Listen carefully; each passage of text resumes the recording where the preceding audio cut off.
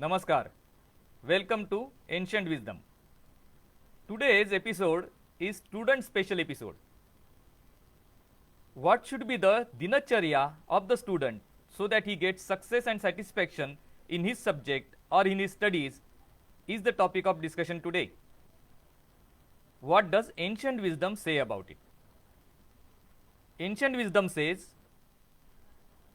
Kakacheshta Bakadhyanam श्वाननिद्रा तथैव च अल्पाहारी गृहत्यागी विद्यार्थी पंचलक्षणम.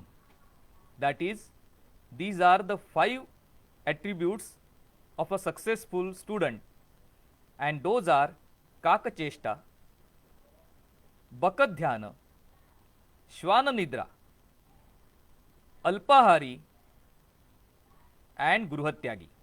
We will see each one of them.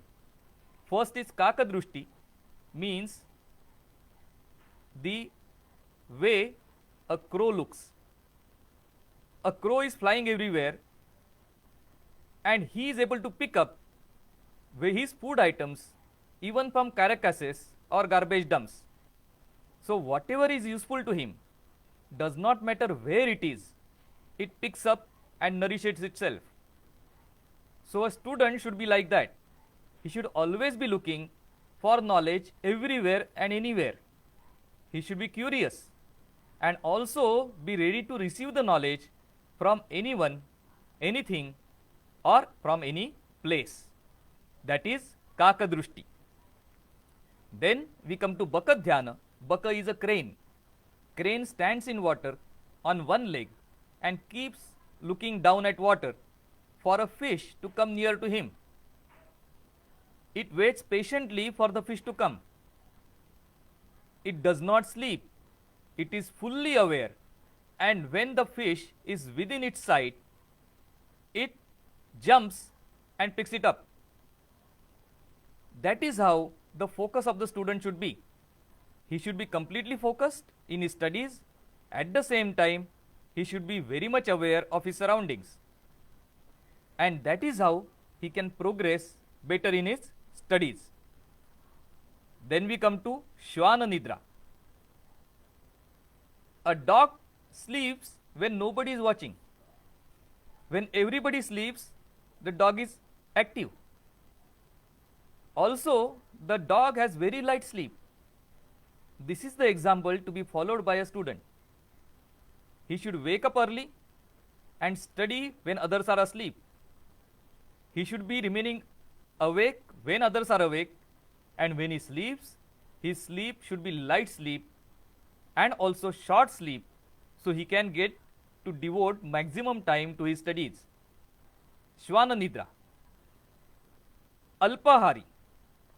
Alpahari does not mean less nourishment, but Alpahari means the student should be eating only as much as he needs and should be eating light foods, sattvic foods, so that he has got good enough energy all day around and does not feel sleepy, nor does he put on weight or fat, which is again a symbolic of not working. So he should be Alpahari, he should only take up that much food as he requires and that much food that does not make him sleepy. And the last and not the least, Gruhatyagi. This is very interesting because at the age of 8 in those days, after Upanayan, the child used to leave his house and go to the Gurukul or the Guru's house. In Guru's house, he would be doing all sorts of day-to-day duties as well as studying with the other students. So 3 characteristics of Gruhatyaga. One is he gets to learn the day-to-day matters in the nature, also gets to learn all sorts of household duties that are to be carried out by a student in his Guru's house. The second is not only he learns from the Guru, but he learns with his co-learners through the debates, arguments, discussions, or even altercations. And last but not the least again is he gets life's learning because he has no distractions, he is there doing what everybody else is doing, and cut off from the house, he is able to focus on the studies just the way the Bakat Dhyana was there, or just the way Kaka Drushti was there. Interestingly, this is the model of education which is even today followed in all higher education institutions, where they insist on the top level courses to be residential, because they do not want students to do anything else when they are studying, and also want the students to use their resources, that is the resources of the institution, to the maximum extent, and be available to the teachers as well as students for all sorts of discussions and debates. In case of one researcher I know, he was the curator of the London Zoo, and he has also written number of books on animal behavior. His office, the table was a fish pond, the seat on which he was sitting was a fish pond, and all the walls were also fish ponds, where variety of fish, his research area was fish itself, variety of fish were all the time swimming. That means does not matter where he looks, he is going to look at some fish or the other, and this way he is observing them all the time he is in the office. That is an example of Gruhatyagi. He has become almost one with the environment.